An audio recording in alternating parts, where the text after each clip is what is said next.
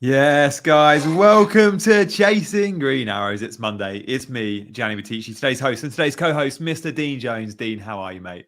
I'm good, mate. People probably think we're an hour late, but we're not. The clocks have changed. So, yes, people thought we might have been here an hour ago. Sorry, the clocks changed in the UK, and we didn't even really think about it because it kind of happens automatically these days. We barely change any clocks because it all happens on our phones and stuff. But yeah, I'm good. Obviously, didn't wildcard, which was a bit of a risk. But I also was adamant. I was sticking with Haaland as my captain for the foreseeable future, and I was adamant that there was no way that Man United defence was going to hold up against this Man City team, and it saved me. I would not have been looking at a good game week if Haaland had not put in that performance. So, thankfully, I've done all right. Fair play on that, mate. It was a big call. We'll talk more about the Manchester derby in a sec, but I just want to reverse a little bit into the clocks changing. I just assume, Dean, like I often forget that not every country goes forward and back an hour Yeah. when we do. So it's like I had a stream with Ali last night. He's in Azerbaijan. Ali won FPL last year. Chaser, you'll often see him in the chat. And it completely threw him. Like, we were planning on going live. We always do 7 p.m. And at 6, he was like, oh, yeah, I'm ready online. I'm like, no, dude, we do it in an hour. And it's like you just expect people to know. And it's like, why would they know if they're not in England? And why don't we all go ahead and back together? That's bonkers to me. I didn't realise either that we were just doing this on our own. But yeah, it's obviously like gets darker earlier now, but it means we don't get a bit more light in the mornings, which is actually with kids isn't great, is it, mate? Because we you don't get the extra hour in bed when you've got kids, do you? Yeah, I mean, do you know what? I've just come out the other side. I mean, my 5-year-old actually hasn't been completely unaffected by the time change, and hasn't been up earlier than like 7 o'clock. So I've got away with it. The 3-year-old, not so much, but my wife had to deal with that at 5 o'clock this morning. So I stayed in bed for that one. Chris says, I've helped him with the Haaland captain differential, which I love that, Chris. Thank you. I can't believe it. I can't believe this was a differential, mate. I mean, I was just talking to our producer before we came on, and he was saying a lot of his teams and his leagues had ditched Haaland, and obviously the Chasers have ditched Haaland. How are you all going to get him back?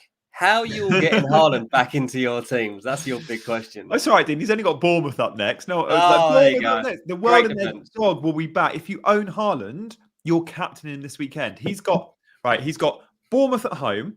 Salah has a good fixture, but it's Luton away. So you go in the home fixture. Oh, and by the way, Man City don't play in the Carabao Cup this week. Man City have a week off, and Haaland plays Bournemouth at home. Yeah. So hoping I get away with it, mate. Hoping I get away with it. I brought Martinelli into my team. Yeah, that was unlucky. That 5 goals and no involvements for Martinelli, and only 1 in Saka. Do you know why I did it as well? Because Neto weren't supposed to be playing. Okay. So that's where the transfer came from. I was like, right, I need an Arsenal asset. I haven't got any. Like, I've got to transfer one in. I can only afford Martinelli. Yeah, a bit annoyed at that. If you added in Nketiah, anybody, well done. We just didn't know Nketiah was going to start, did we? Like, we thought he would. And there's 1 or 2 in the community that went Nketiah, which is a great call. But when you know Jesus is out for a few weeks, you think Nketiah probably going to start. But could Arteta throw Trossard in? Yeah. Could he throw Havertz in? Yeah. As the number 9s. And he went Nketiah, and fair play. Like, usually when Jesus is injured, Nketiah does come in and he scores goals. Like, what a great shout. And he's something like 5.5 million. CH says Chasers did okay with Wilson. Guys, we're going to see my team, Dean's team, and Chasers' team in the next 10 minutes or so. But yeah, Newcastle are still scoring goals, aren't they? Yeah. But they're looking a bit weak defensively. Like, they didn't look great against Dortmund in the Champions League. And I do wonder with, it's Lascelles instead of Botman. It's a big downgrade, Lascelles instead of Botman. And then, Trippier with a 0-pointer again at the weekend. Not quite the elite defence perhaps we thought they are when everyone's fit and when the fixtures are good. But with the Newcastle fixtures, they've got some tricky home games coming up. I don't love the Newcastle FPL picks at the minute. No, I don't either. I mean, Wilson is a decent pick. So in that sense, he did all right, but I'm not sure long term what the outcome is going to be of Wilson up against Haaland. Obviously, Watkins only got 2 points this weekend too, which was not a good return. But Newcastle got some massive matches coming up. They have got a huge Carabao Cup match coming up against Man United. They've got big Champions League games too, as they try to stay in that and make the knockout stages. So really difficult to get a gauge on what these Newcastle assets are actually worth to us at the moment, because there's no way they can sustain all these fixtures with the squad that they've got. The front three options are dwindling by the minute as well. Like, I think I know Barnes is out, but is Murphy out now as well? And it's like, okay, yeah, you're really slim. So Gordon as an FPL pick looks great for minutes, but it's like, yeah, as Mike says in the chat, Newcastle look leggy. Fabio said he wildcarded and it went out okay. Good to see Fabio and Jerry in the chat. Some new faces today. Do hit that subscribe button if you're new out here. Probably because we're doing these slightly different times. Well, a lot said about Haaland, but all changed after last match. Yeah, Jerry. Like, yeah, class is permanent on that one. Branthwaite and Taylor, by the way, the two budget enablers that loads went with on Wildcard, myself included. Branthwaite with 8 points, Taylor with 6. We're going to see the chaser bench soon. I think those guys might feature. Certainly one of them does. Luke said 75 was a good. Neto did get injured, said Mike. Yeah, that's really annoying for Neto owners. He's been Mr. Consistency in FPL. I think he's returned like every week from game week 3. Again, he got an assist, but he went off injured. It looks like he might be out to the international break. What do we do with Gabriel going forward, says Chris, will be a big question. He's played, I think, 14 games in a row, if you include the Brazil games, Gabriel. I think he just needed a rest. I don't think this is going to be a case of he's dropped. Let's see what happens against Newcastle, but I would not, and I will not be selling Gabriel just yet. But other headlines from the weekend just gone, Dean, I guess we can look at big performances. We mentioned City and Arsenal, but Liverpool too. And my boy Darwin Núñez looks like a nice differential, doesn't he? Yeah, it's funny. I was around a friend's house. He's a Liverpool fan. We had the Liverpool game on. And when Núñez scores, he says, "Oh, you know, he's looking good now." And I was like, "Yeah, he really is." Like, obviously, I know I was down on him, but it was because he didn't fit. Like, for whatever reasons, he just wasn't fit for purpose in a Liverpool shirt. And he's been a long time to integrate and get up to the standard that's expected and find the role that's expected. But he's in there now, and he is in that groove. Definitely a decent pick going forward. Obviously, like Liverpool have got new problems with Luis Diaz, and when he might be available again, obviously that was a very horrible situation that he finds himself in right now. So he wasn't playing, but yeah, Liverpool looked tasty. And I was talking to this guy actually because he goes to a lot of the Liverpool games, and I said, "What do you make of Salah?" I was like, people talking about the drop off in his qualities this season. He said, "Do you know what? I just trust him more than ever to come out with the big moments." He's like, it's just like I watch him and I'm just like, he's just so effective. He said, "Yeah, he might not be involved in the game as much anymore, and he might not put in as much ground as he did before. When it comes to goals and assists, Salah's not changing." He's like, "So we're talking about FPL." He said, he's just going to be right up there. He'll definitely be one of the top scorers in the game. It's the goals in the last 5 minutes of games, or the goals from goalkeeper errors, or the goals from penalties. He finds a way. We've had quite a few questions in the chat, and I'm glad we have, about Szoboszlai. We are going to be talking about him later in the show because he's absolutely an FPL option, and Dean's been hot on him as an FPL asset for a while now. Salah smashed it. Darwin obviously looked really good. Interesting, when Hakpo came on, it weren't for Darwin, it was for Jota. And it weren't Darwin going left, Hakpo going 9. This was a really big decision for me from Klopp, like in terms of just thinking about who is the 90-minute man or who is the main man as the number 9. When Hakpo comes on, and even though Liverpool look quite comfortable, we've seen in the past Darwin going wide left when there's been no Jota or Diaz. No, it was Hakpo on the left. So that was a really good sign for those that like Darwin. And Gucci in the chat, one of those in my Ultras WhatsApp group, Gucci says, yeah, Darwin equals God. He's a Liverpool fan. But Salah did accumulate a lower XG this weekend, despite getting big points, than Ollie Watkins, who, again, accumulated, I think, perhaps one of his biggest XG totals of the season, but blanked. But Aston Villa, even without the Watkins goals, yes, he missed some big chances. Villa, every time they attack, they look like they're going to score. And I know it was only Luton at home. It doesn't matter who they're playing. They just look like they're going to score bundles of goals. This Villa team justifies, at the moment, an FPL triple up. Yeah, it does. Yeah, like, don't be, if people are scared of the fact that Watkins only got 2 points here and want to jump off him, don't. I've already made that mistake once this season. Stick by this guy. He's got Nottingham Forest next. Like, the chances are he's the difference in that game. Aston Villa look so confident at the moment.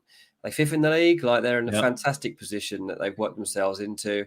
And the best of the rest outside the top four is deservedly Aston Villa right now. So yeah, just try to stick with him, even if he does go on a couple of games dry spell. Like, all the main chances will continue to fall to Ollie Watkins. Yeah, I think you're right. I'm going to have to move my blind down, mate. The sun is coming right in on my eyes. Apologies for the noise here, team. You can hear my blind doing its work. And as I look at my blind, I've got a little figurine right in front of me of my favourite. It's Andrea Pirlo. Check that out. I just dug this out the other day. I was like, and my daughter's like, well, I'm trying to get her to play with it. She doesn't really, she's a bit scared by him. But look, Andrea Pirlo. Where on earth have you got that from? I think it was some secret Santa present, but it's like as if you can buy a Pirlo thing. Yeah. So they saw that and were like, my mate saw that and was like, yeah, that is absolutely going to me. So yeah, I was chuffed with that. Pirlo masterclass, Janny, says Fabio. And Pirlo is back in management and not doing too well in Italy. Aston Villa Bozzy, one of our regular chasers. Aston Villa Bozzy's always big on, you need to buy Watkins, Janny. Well, I've got him now. I was at the game yesterday, and Villa didn't even get out of second gear. It's a fair point. I've just watched the match of the day highlights this morning, and yeah, you're absolutely right. They look so good, and that front three of Zaniolo came off at half time, but looked good and complements so well with Diaby and Watkins, and then Bailey's in the form of his Aston Villa career at the minute. They're looking good. And by the way, like, if you have an Aston Villa defender and you didn't get the clean sheet points because you didn't own Matty Cash, who came off just before the goal, you're unlucky. Luton had like one attempt and it was an own goal. So good at the back, Villa too. So look, let's have a look moving forward at some of the key, I guess, targets for us. This show is all about building a watch list of the game week to come, and we'll do that first and foremost by reviewing our teams. We're going to show you a 10-second sting. During that sting, if you're not already commenting in the chat and you want to, then do. If you're not already hitting that like button and subscribe button, then please do, because next up we've got Pimp My Team.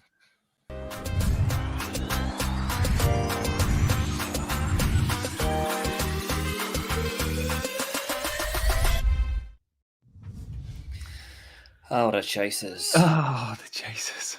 No Haaland just sticks out like a sore thumb now, doesn't it?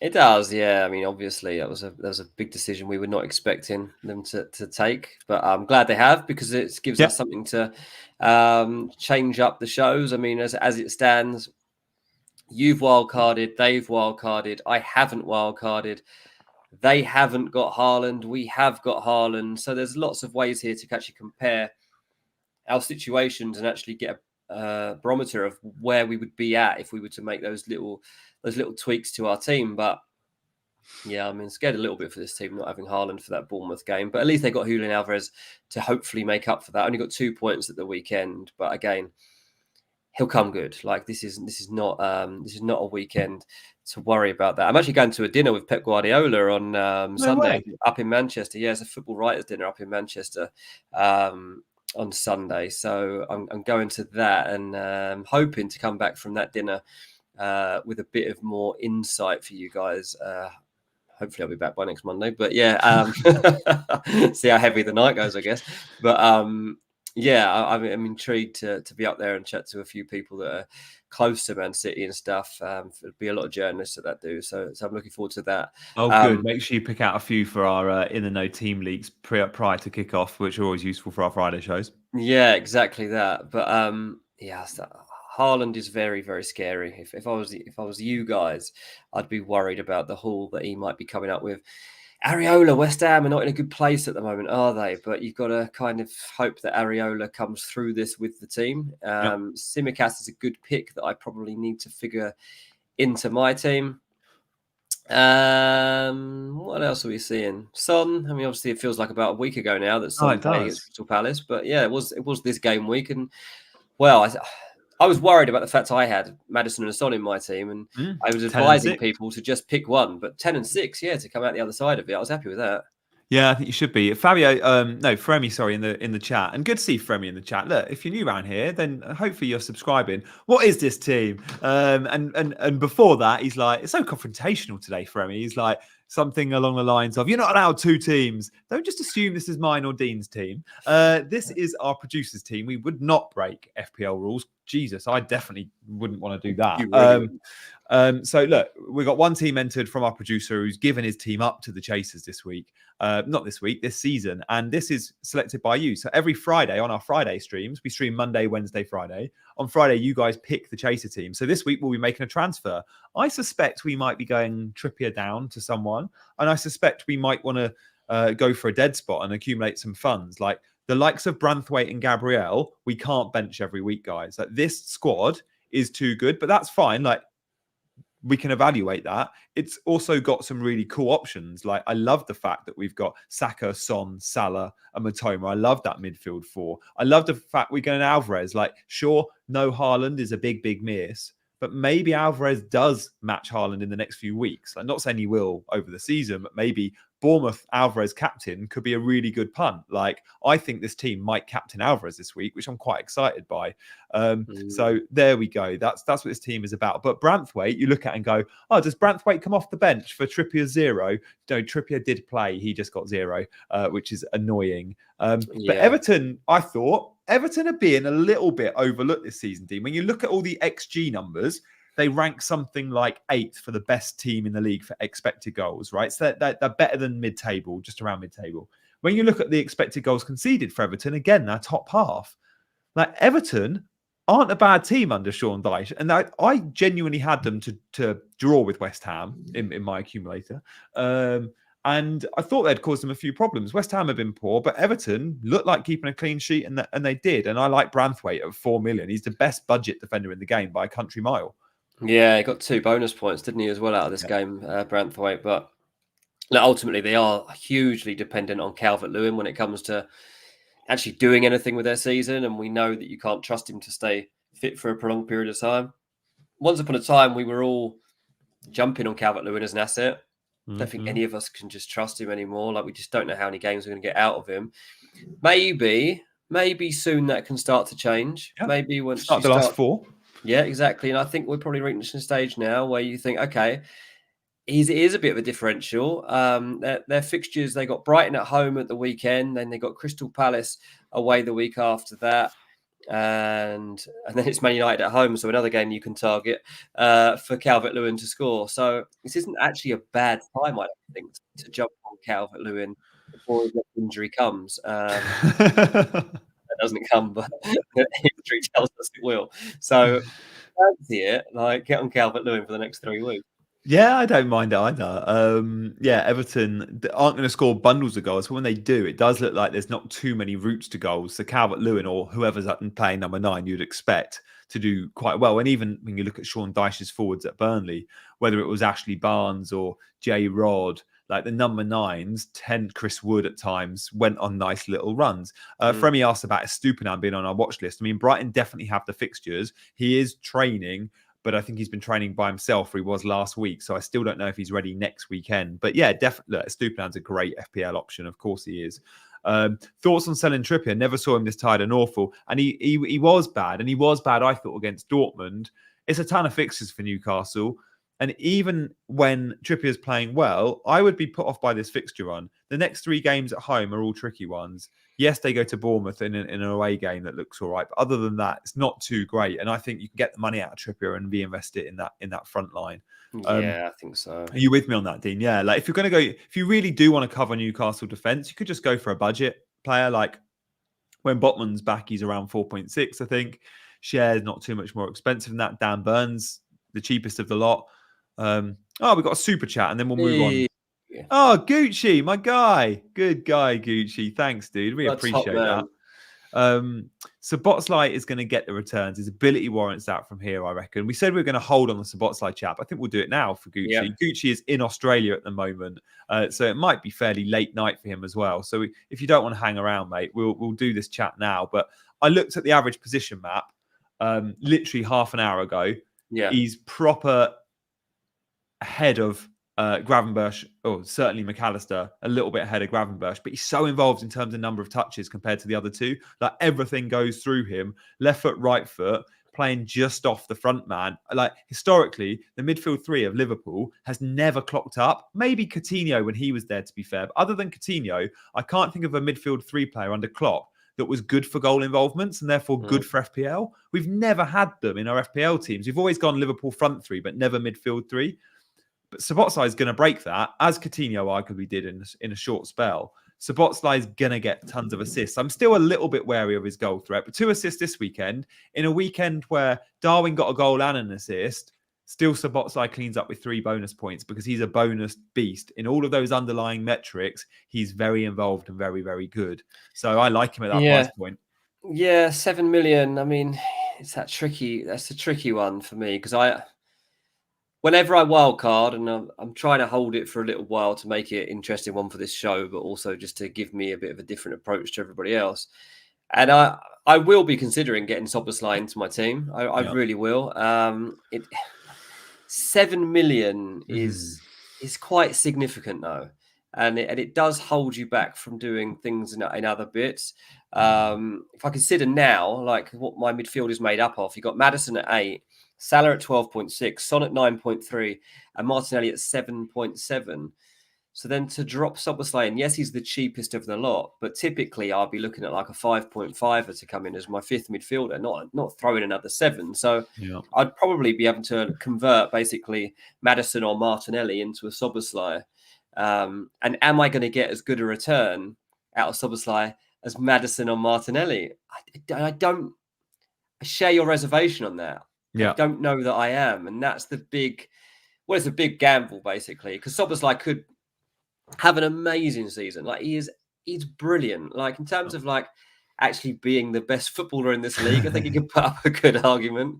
But in terms of being the best FPL asset that I could pick between 7 and 8 million, I'm not so sure yet. I'm going to really have to weigh this out over the next month.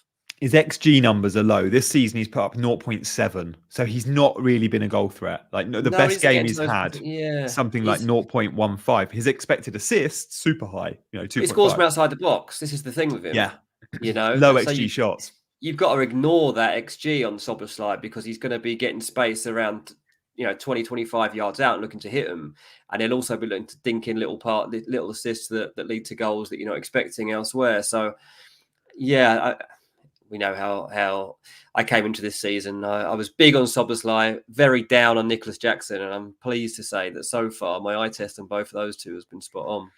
Yeah, little game in the chat. How many minutes, without looking, do not look on the FPL site, how many minutes in the Premier League do you reckon Szoboszlai has missed this season in the Premier League? How many minutes do you reckon he has missed? Put your answers in the chat. When you're doing that, his fixtures coming up, and I'm with you, Dean, like, would you sell a Maddison or Martinelli? I don't think you would. But then you could also look at the bracket below that. Would you sell a Diaby or a Matoma? Not when the fixtures are good. You'd need big fixture swings to go, I'm getting rid of Diaby to go Szoboszlai. But he does have Luton and Brentford in the next 2 before Man City. Loads of you know this stat. A few have got, Brian's gone 100. Adam's gone 5, Fremi 45. But straight away, Gucci, who asked the question, the first to answer correctly, 0 minutes. 0 minutes he's missed. That's incredible. I think there's probably 1 or 2 players that have missed 0, and he's one of them. Like, Klopp knows this guy is the key cog. That is so fast to have happened. 10 games into a season, he's just been signed in the summer. A complete midfield overhaul, and you've got a guy that's irreplaceable already. Like, that is unbelievable. Yeah, really impressive. Let's move away from the Chaser team. And you're asking about ranks. We might in future weeks be able to share ranks of the Chaser team. But for this week, we'll let you know. I'll let you know my personal rank because it's a good one. I won't always tell you. So let's move on to Dean's team. The Watton Rifles, good week, become a lot down to that Salah captaincy call. Captaincy is a massive part of this game, and I think your team shows it. Like, not a great spread of points, but you absolutely smashed it on captaincy. Yeah, I mean, I was so relieved when Haaland got an early goal under his belt. I'd just seen Salah score and then turn over, and you just want to see Haaland bag one early. So once that came in, I was like, okay, it doesn't really matter from here. And then Nana makes this great save from Haaland to deny him his first header, and then he gets basically a carbon copy of it, and he can't do anything about that one. And then he gets the assist as well. So it was a lovely little outing for Haaland, who was obviously wound up by the United fans. taunting Keano at him for his dad being injured by Roy Keane many years ago. That did not work out well for Man United fans because Haaland had a good day. He very much enjoyed himself. But yeah, Salah, glad I didn't captain him. That worked out fine. Feremi says, is this your wildcard, Dean? No, I haven't used a wildcard this season. I haven't used any chips yet. This is just my team. My rank isn't great. It's 1.7 million. So I'm miles There'll off be that. a lot in the chat around that rank though, mate. I can just see that. I mean, one of my friends is having a really good season, and I'm just trying. He's on 5. He's got 40 more points than me, and he's like, I can't remember exactly what his rank is, but I know he's doing really well. I'm like, I can't believe that this is the fine margins. I need one banging game week, and I think I shoot up this table. Andreas needs to go. Gusto needs to go. Like, you were unlucky. Gusto didn't start though. You were like, no one saw. I can't believe Chelsea playing. What are they doing? And he was so uncomfortable in that role. Like, I know he's played right back in France, but this is a guy that offers no attacking threat against Brentford when you got all the possession, all the ball at home. So what was the reason? I don't know. I mean, Mbomo's threat maybe. No, Mbomo plays right backs right. on the bench. Two right backs on the bench. Absolute insanity. But yeah, that was annoying because I really thought it was going to be my last game of Gusto before I could get rid of him. I didn't even get that. I noticed Bulldog, by the way, no longer has a flag against his name. I've been talking about transferring this guy out for about 2 months and just not got round to it. And last night I was looking at my team potential for next week, and Bulldog did not have a triangle. I was like, what? He's back in contention. Oh, that's why he's dropped in price then, because when you flagged, you can't. So he's gone down to 3.8 million. He's now the cheapest defender in the game. What does he come into the team? I don't know. I don't even. Well, I mean, they've not been playing well enough, I guess, to keep him out. But yeah. I mean, they've got a few injuries, haven't they? Because Lowe is also injured. Egan's injured at centre back. So is Basham. Like, yeah, tough for Sheffield United. Yeah, I mean, he was only available for the first 4 games of the season, Bulldog, and he played 2 full 90s and he got a 70-minute. So I'm wondering if I've got a potential here for just a shoe-in back into my side. I mean, not that you particularly want Sheffield United defenders, but at least it's someone who's actually available. So that means I don't have to get rid of him. You do need a bit of work on that bench, though, long term, with Archer, who didn't start, Gusto, who now Reece is back, and then Andreas. I mean, Andreas is fine if Fulham score goals, but I guess your transfer in terms of early thoughts will just be a simple upgrade of a Bulldog, an Archer, or a Gusto. I mean, a Doji should be fine. Yeah, so I've got to decide. Yeah, exactly on who starts. I mean, Andreas against Man United, I actually don't mind that pick. This is probably the best fixture he's had in a while. Man United at home.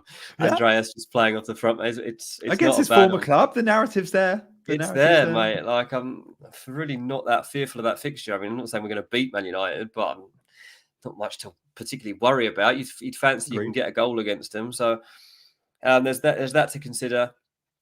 Anderson and Gvardiol, comfortable with generally.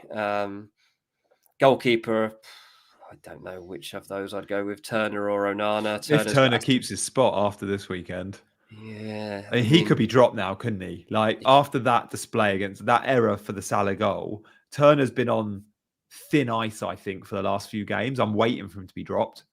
Aston Villa at home could really kill his confidence, couldn't it? So maybe I go with Onana against Fulham. 7 saves Onana made against. I mean, Onana was the bright light for that Man United performance, wasn't he? That's how bad things have got. Yeah, 7 saves. I mean, that save to deny Haaland just before half time, especially if you as a Haaland captain, you must have been like, how did he keep that out? Like, couldn't believe it. Couldn't believe it. The form that we've seen for Onana, and he pulls that out of the bag. Yeah. But yeah, so I'll probably stick with Onana in goal. But yeah, generally, mate, considering like I'm not wildcarding at the moment, and I've got Maddison, Salah, Son, Haaland, Alvarez, Martinelli, like 7 and 8 of my team, I'm very happy with. There's just 3 spots in my team every week that are going to be a bit weak, and I've got a hope don't really cost me. I like that. And Guardiola, by the way, I thought someone I sold on Wildcard, really, again, accomplished performance, getting picked in the big games. He will get some attacking returns too. He's quite advanced on that left-hand side. So, yeah, nice pick there. Only 4% owned, we can see. Let's have a look at my team up next.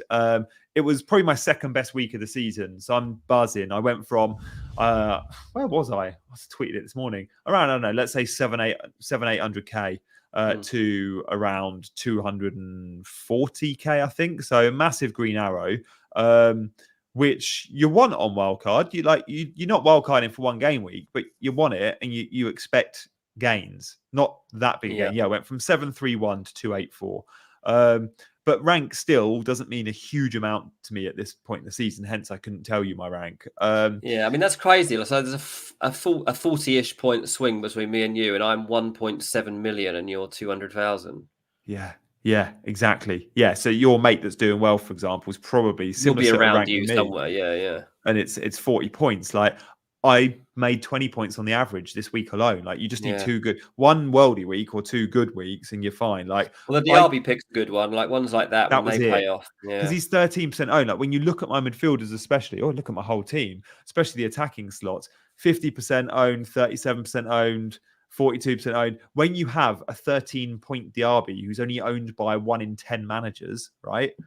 13 in 100 managers. Yeah, you're going to get big greens just off that alone. And then Branthwaite, like, you could say a tad lucky, but I'd argue that if Gabriel had started, he would have got 6-point minimum.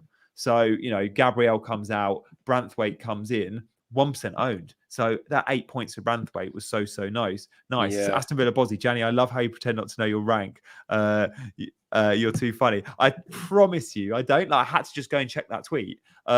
I don't obsess over rank at this point in the season. I really don't. And I don't think you guys should. We're only 10 weeks in. There's still tons to be played for.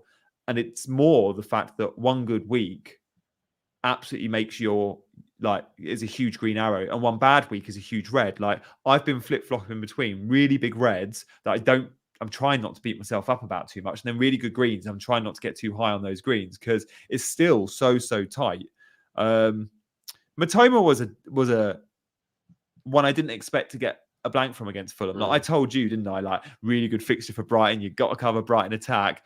But Fulham are all right. And Matoma, when we look at Brighton at the moment, because of their European football, it is catching up with them just in terms of rhythm and in terms of team selection. So we've just seen on Thursday night against Ajax, a Fati and a João Pedro partnership up front. And they look really good. And De Zerbi came out and said, like, the split striker approach of João Pedro and Fati is really exciting. And you think, okay, maybe he'll keep the same team. Like, maybe just this once. Or one of them definitely starts. They're both benched and Ferguson starts. And when Ferguson starts, he's dropping deep to get on the ball. He's sort of playing the sort of more Harry Kane at Spurs role.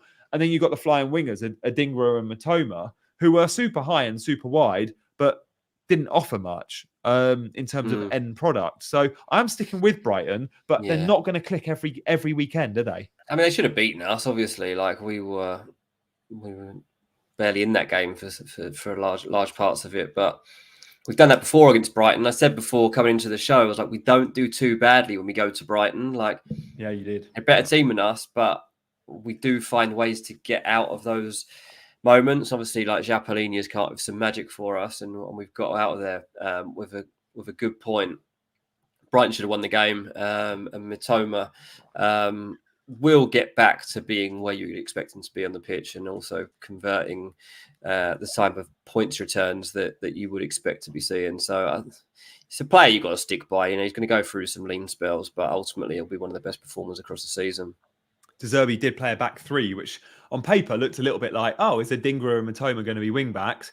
They were the two most advanced players on the pitch for Brighton. Yeah. So don't be put off by the graphic before the match, which suggests they might be at wing back. Look at the graphics after the match, and you'll see that they were still super advanced. Yeah, CH asked for a poll, and good point, CH. Like, it's an interesting one to know, especially for our content moving forward. And 80% of you have used your wild card, which again, Dean, puts you at a massive advantage with still having it in your pocket. And that's what kind of I've had to do something different, because there's not been a single game week when I've had a good game week. It's all been just fine. But yeah, I'm 1.7 rank, 40 odd points behind you. So what can I do to make that difference? There's no point me wildcarding at the same time as you, if that's what it takes to be around that yeah. rank, because I'm just always going to pick a similar team. Whereas if in a month's time, this might all look totally different. There might be a couple of key injuries. There could be complete swings in form, and I can suddenly get onto players that are going to help me make up that 40-point deficit that I'm at right now. So that's kind of where my mind's at. And knowing that 80% of this community has used their wild card makes me think that most people who are taking this game seriously that's a pretty good gauge of the community in general, I would imagine. So to have not used it is something nice to have in my back pocket. But you still want to get it right, obviously. It doesn't mean anything really. I mean, I've still got to nail it, but I'm glad I haven't used it yet. There'll be loads out there that still haven't used it. Dylan, for example, says he'll be using it in game week 19. And I do think there's a big advantage to going game week 19 for two reasons. You're going into the festive periods with all those busy fixtures. So you can start to pick players that you know will be more reliable in terms of they can play every 3, 4, 5 days and they're 90-minute men. But two, around the blank and the double game week. So at the moment, game week 18 will be a blank for Man City and Brentford. So you can navigate that in game week 18 rather than me, who will have to keep my Man City players because I want them in 19. You can go, I'm going to sell them all and I'm going to buy them all back on Wildcard a week later. So that week you can go Haaland out for any striker in the game you want, whilst I will have to bench Haaland. And then in game week 19, when you Wildcard, you won't just have one City player like me, Erling Haaland. You might go, they've got a double game week in game week 20, which still hasn't been set. But according to those that specialize in predicting where double game weeks will go, the vast majority think Brentford Man City will drop into game week 20 as a double game week. Now, in game week 20, Man City have already got a really nice fixture. They play... United, isn't it? Who have they got? They got Sheffield United. So they'll have Sheffield United and Brentford in a double game week. And you could go, if on a game week 19 wildcard, De Bruyne, Haaland, Gvardiol, and you'd be at a huge advantage on the field. Yeah, that is true. Yeah, so I hadn't really looked at that. I'll be honest, I was my first thought was like, right, I want to just get through the international break and see where my team's at after that. And then maybe I'll contemplate them. But I haven't thought as far ahead of that. But you're right.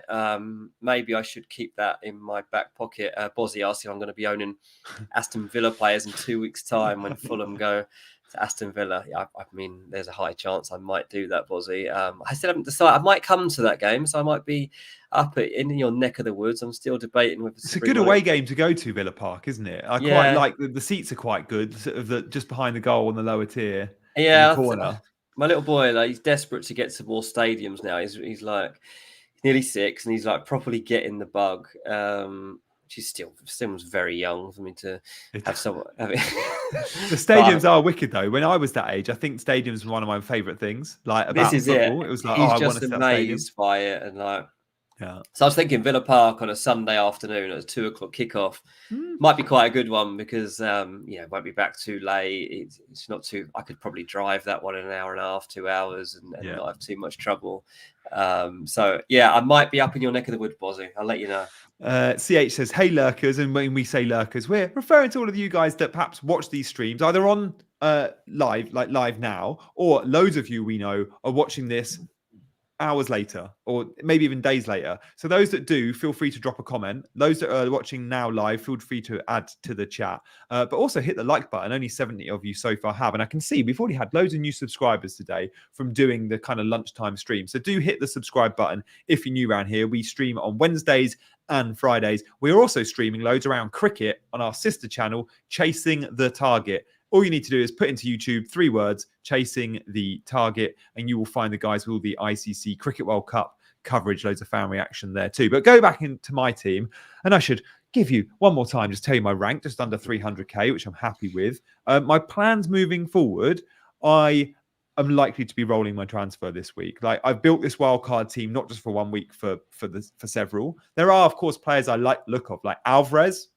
Really would like him this week. Darwin, I'd really like him this week. But I went with the option of Watkins, and I'm happy there. And yeah, I don't think I'll be making any radical changes. This is my team for the next, I think, couple of weeks. Maybe there'll be a defensive transfer needed if, for example, Gabriel was to lose his place. I don't think he will. Matty Cash came off, by the way, before Aston Villa conceded. That's why he's on 5 points. He also got a yellow card. He was unlucky not to get an assist or 2 as well. Still super high, super creative. Aston Villa are a team we definitely want covered, guys. So yeah, that's where we're at. I think now we'll move to our bonus beast section, and then we'll be answering your questions. So stay tuned for that one, guys.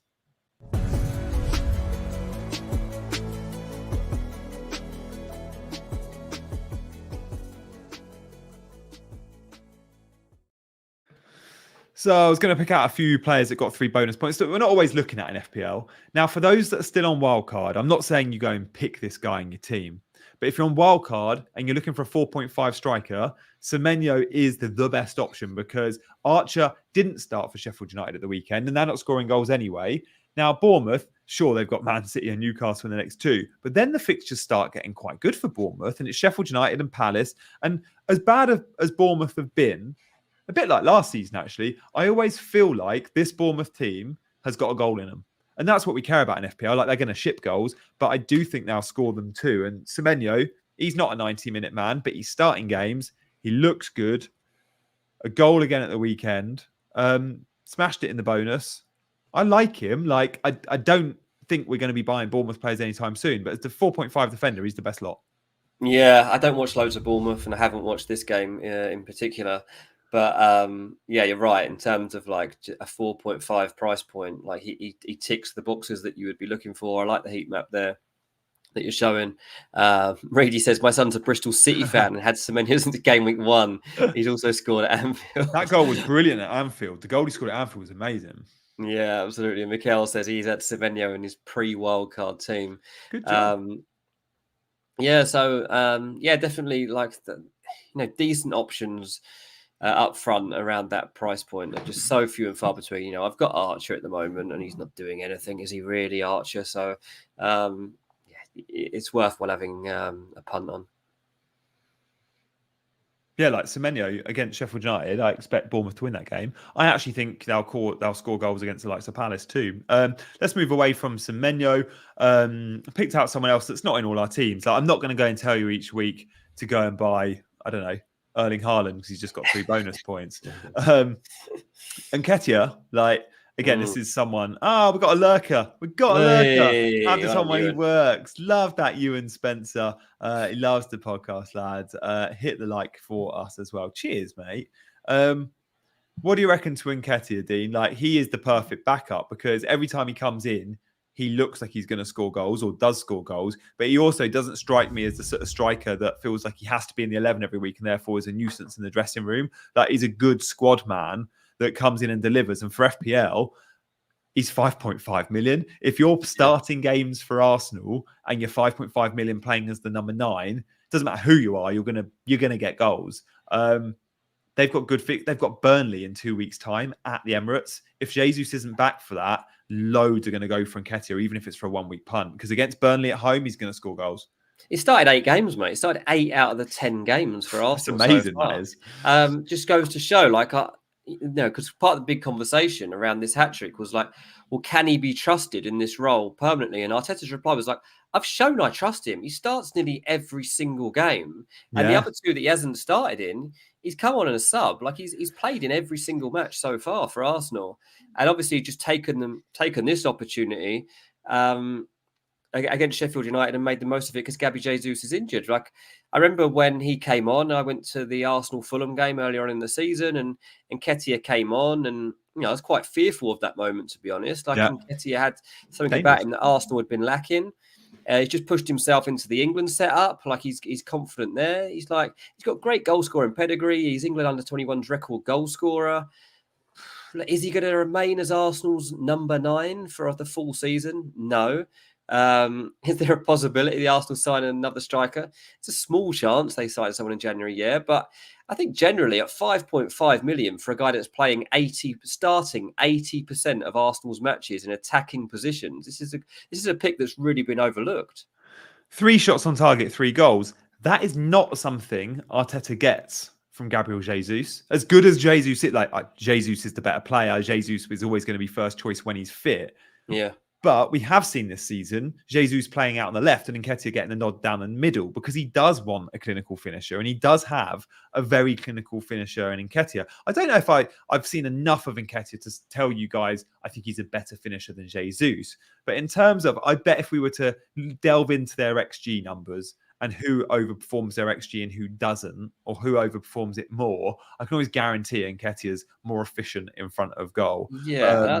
I'll tell you what, look, they've got Newcastle away next week, so who knows? Like, he's going to play the game, so I don't think it's a bad pick. The 3 games that follow that one for Arsenal, you've got a home fixture against Burnley, an away fixture to Brentford, and then a home fixture to Wolves to come after that. And then they go to Luton. Like, Nketiah looks a really nice pick over that stretch of games. Yeah, that's why on Wildcard, we're all going double Arsenal minimum. Like, I went Gabriel and Saka, and I really wanted Martinelli, but now I'm looking at it going, if we have accuracy on how long Jesus is out for, like believed to be a couple of weeks, I don't know if it's been mentioned if it will be pre or post international break, but that run is so good. For most managers, they would have to do a little bit of creative transfer thinking because they'll have a 3-5-2. And in a 3-5-2, let's say you've got Haaland and Watkins, I don't think you're selling either of those guys to go Nketiah. But what you might be able to do in 2 moves, you can change your formation and you get rid of your 5th midfielder, who's Anthony Gordon. And Gordon goes down to a 4.3 million Chukwuemeka at Chelsea. And then your Cameron Archer goes up to an Nketiah. Like, if I own someone like a Gordon or a Neto now, Neto's injured, you probably change your formation and go 3 up top with Nketiah. Because at the moment, Nketiah is the best 5.5 million player amongst all midfielders or forwards because he's just got a hat-trick and he's going to play number 9 for the next week or 2. We don't know how long. Yeah, I'll be honest with you. Like, it's something I'll strongly consider. Like that Andreas Pereira pick that I've got in the midfield. I've got Archer up front. Like, I'll strongly consider dropping Pereira as a 5.4 down to a 4.4 that's not going to play and getting Nketiah into my team instead of Archer and play a 3-4-3. I know my 3rd defender isn't going to be a great choice because it's going to be Gusto or Bulldog, but the upside of having Nketiah in my team, I think, far outweighs that. Yeah, I think you're right. And sometimes if you've got a rubbish defender like a Bulldog, you're not sure if they're going to play, or if they do, they're only going to get 2 points. But it means you get to prioritize a transfer in midfield or attack. And you may have to go with 10 men that weekend. I don't hate it. Like, I'm going to miss out on 2 points from a defender that I know is going to concede. But I'm going to give myself a ticket to the draw of a 15-pointer. And look, Nketiah, Newcastle away isn't an easy fixture. But the way Newcastle have looked defensively in the last couple of games, and I include the Dortmund game in that, which again was at St. James's Park, and Dortmund was so all over them. I back Arsenal to score a couple of goals against this Newcastle team without Botman, you know. Yeah, that is a good point. I mean, we're just talking there about getting rid of Trippier from our teams and stuff. Why shouldn't Nketiah go and score against Newcastle? I think is a decent pick. Arsenal have had a good start to this season. I know they haven't been as convincing as 5-0 every week, but Arsenal are only 3 points back from where they were at this stage of last season. It's one of their best ever starts to any campaign. They've had a really good return of points. They've got a resilience about them in terms of mindset that they'll keep going and keep believing that they're going to get something from games. And look, Nketiah, knowing that he's getting that start now against Newcastle, I think that actually really help his frame of mind. Like, he knows he's not going to get many opportunities where he's going to get that start through the middle. And like, now we've seen it in that game, he's got a hat-trick. He's going to get the next game too. It's one that you've got to watch closely and expect that he will at least get a goal. The first touch of his first goal, so good. Like, he just sets himself up for such an easy slotted finish. Lovely. And he is so good in the area. He's really nice. He's confident, isn't he, at the moment? That's confident. Confident player makes that touch. And he seems like a really nice guy. I was reading an interview that he'd done after the game, and he was carrying out the match ball, and someone said to him, "Oh, what are you doing that?" Then he goes, "Oh, I'm going to give this to my mum." And they're just like, then they have this chat with him, and he just seems a really humble guy, really. And it's like, that's what you want, you know. You want somebody that's like, okay, right, got the ball, give that to my mum, then I'll go out and do it again. I've still not proven myself yet, got a long way to go. Like, this is a player that we've been hearing about for years, and this is his big opportunity. I remember watching the Sevilla game on Tuesday night, and Jesus scores a really good goal, and he celebrates over by the touchline, and Nketiah's warming up. And most of the time, when you see a number 9 score a goal, and the other number 9 is on the touchline warming up, they sort of do the token, well done, mate, pat on the back, Nketiah was proper giving it, and it was like you can tell he's not going to be a rotten egg in and around the dressing room. No. Sulking. He's a good squad man that when he comes in, he performs. He plays with a smile on his face. We like Nketiah very much on this show. I tell you what, when he was linked with like a loan move to Palace or a few, I think, Leeds before that, I was like, if he plays for a good attacking mid-level team in the Premier League, he'll at that price point starting every week, you'd have him in your team. So when he's at Arsenal at that price point, getting games, he's definitely someone that should be in our team. Exactly. We've got an Arsenal asset here that's starting up front for £5.5 million on the back of a hat-trick. Paolo says, does Nketiah worth a -4? Well, that's probably what I'm going to do. Like I've just said there, like I'm probably willing to take, because I'm taking 2 players out of my team who aren't giving me anything next game week, like probably. Then Nketiah's upside to that, I think, is big enough that it's worth it. Not just for this, because it's not just for this Newcastle game. It's for the 4 that follow that. Yeah, that's the key. And remember, when Jesus comes back, doesn't necessarily mean Nketiah's bench. We've just looked at the numbers. At times, they play together. Guys, we're going to answer your questions. We've got over 300 of you watching, which is amazing this Monday lunchtime. Stay with us. Don't go anywhere. This now is all about you. Hit the like button and, of course, subscribe to Chasing Green Arrows. We stream every Monday, Wednesday and Friday. If you fancy giving us a super chat question, we will, of course, always answer them as a priority. But now this is time to get through as many questions as we can in 8 minutes. We'll do alternate questions. We'll start with Ryan. Do you fancy taking this one, mate? Yeah, he says, what do you do with Neto now? I like Palmer, but he's got bad fixtures. I already have Gordon. I might get a Dingra in, but I'm worried about minutes. Yeah, I can see that. I mean, I still think Palmer is a decent pick, even with Chelsea fixtures. I mean, that was a blow to them at the weekend. That's not a fixture that they should lose. They did dominate the game. Palmer was our best player. Palmer's the best player. He's frustrated by the lack of movements he's getting from Nicholas Jackson. And like, if anyone's going to be worth buying in that Chelsea team right now, it's Palmer. So I still think I would go with him. He's definitely starting. Yeah. Framey says, should he sell Salah to get Saka? No. Like, keep Mo Salah in your team and find another way of getting Arsenal attack. And maybe you could go without Saka and go Nketiah as a replacement. Sure, I'd want both, but you've got to compromise in this game. And selling Salah is not a compromise I'd be looking at in a minute. No, it doesn't make any sense. Porro or Burn out for Tsimikas? Probably Burn, given the fact we've just been talking about Newcastle's defence and we're a little bit concerned about it. Like, I'm not going to say like I'm massively worried about Newcastle, but if you're going to jump off anyone, that's probably the ones. Tsimikas was 1 or 2 BPS out of the bonus points. He was close. He looked really good. Is Haaland worth getting back on a -12? Oh, no. Animations, what I'd say is, you've come this far without Haaland. You've probably made your bed. And look, at some point, you're going to have to bring him back in. I wouldn't be taking a -12 to get Haaland back in. I just wouldn't.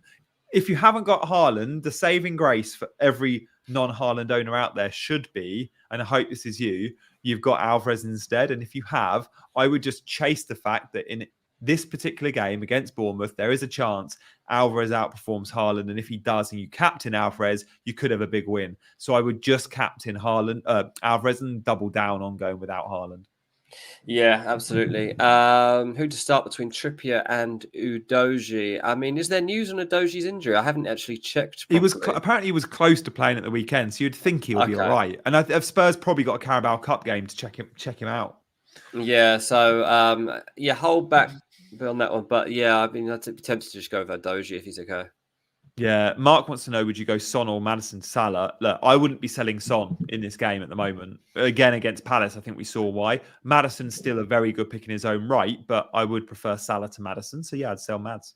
Yeah, I definitely am along that line of thinking too. I've got both, but I don't necessarily feel I need both. But Chelsea at home for Tottenham, massive fixture, and I think Tottenham could get a big win there. Jody says Mitoma or Mbeumo. Jody, I haven't picked Mbeumo for like 4 years, or 3 years, whatever it is. He's been in the Premier League, so I can't pick him. I'm going. It's a good fixture though. West Ham at home. It is a good fixture. It's cost me a lot of times. Yeah, this stubbornness has cost me a lot of time. He got so lucky to get the goal. Why didn't Neil Maupay shoot himself? I know he's sort of been harassed by Sanchez. He's never scoring again, mate. We know that by now. He just doesn't score open goals, so we had to pass it. Luke, one of our chasers. Hello, Luke, my friend. And Bamba and 0.4, Semenyo 0.2. To be fair, if he's going to be a third sub every week, go and Bamba Mbama, sorry, and save the money. I did. I went 4.3 Mbama. I can never say his name. Mbama, and saved the money. Yeah, I think that makes sense. What would you guys do with Neto? I've got Gordon and 5.9 mil in the bank with a free transfer.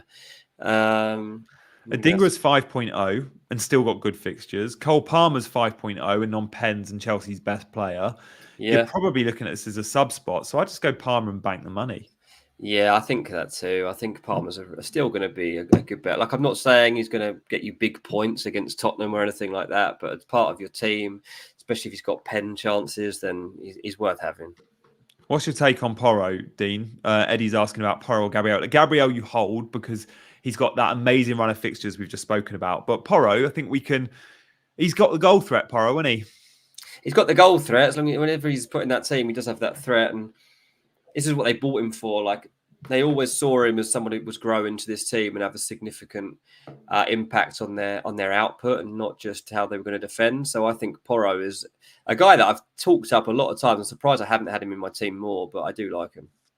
Guys, get us to 100 likes. We need 4 more of you. 4 generous chasers out there to hit the like button. It's all about 100 likes for the YouTube algorithm. Let's get us up to 100. Come on, that should be our target every single show. We want to finish the live hour on 100 likes. If you're watching this on catch up, you're looking at it going, there's 300 likes on this. Why do I need to like? You 4,000 likes. So still hit the like button regardless of if you're watching on catch up or not. And thanks for subscribing. Loads of new subscribers today, which is awesome. We'll perhaps do a couple more questions. Sell Saka for Bruno.